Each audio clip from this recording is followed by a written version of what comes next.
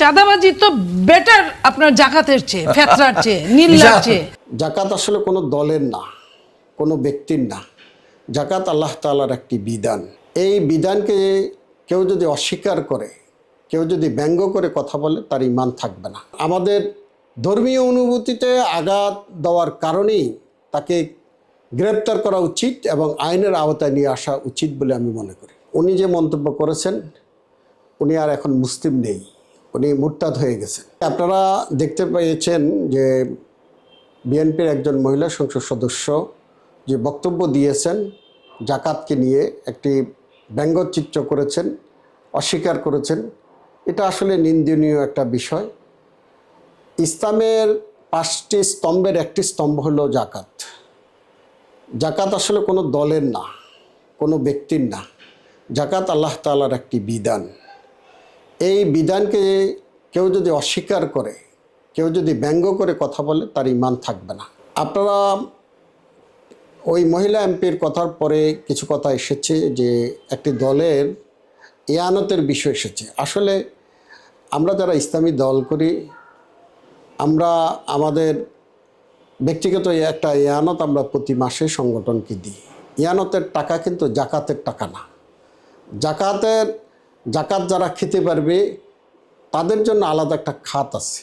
ওই খাতে জাকাতের টাকাটা উঠানো হয় এবং সেখানে ব্যয় করা হয়। জাকাতের সাথে ইয়ানতের বিষয়টা একসাথে যারা মূল্যায়ন করে বা যারা ভাবে, তারা আসলে বিষয়টা ঠিকভাবে মূল্যায়ন করছেন না বলে আমি মনে করি। যে কোনো একটা ইসলামী সংগঠনের যে টাকা উঠে, ইয়ানত উঠে, এই ইয়ানতের সাথে জাকাতের কোনো সম্পর্ক নেই। সুতরাং যারা এই ধারণা করছেন, এটা একটা ভুল ধারণা। উনি যে মন্তব্য করেছেন, উনি আর এখন মুসলিম নেই, উনি মুরতাদ হয়ে গেছেন। যদি উনি অনুশোচনা করে তার বক্তব্যটি প্রত্যাহার করে তওবা করেন, তাহলে হয়তো উনি মুসলমান থাকতে পারেন।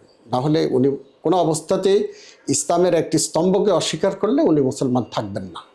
সুতরাং আমি নীলোফা চৌধুরীকে আহ্বান করব যে আপনি আপনার টকশোতে যে বক্তব্যটি দিয়েছেন, বক্তব্যটাকে আপনি প্রত্যাহার করে নেবেন এবং আপনি তওবা করবেন, জাতির কাছে ক্ষমা চাবেন, আল্লাহর কাছে ক্ষমা চাবেন।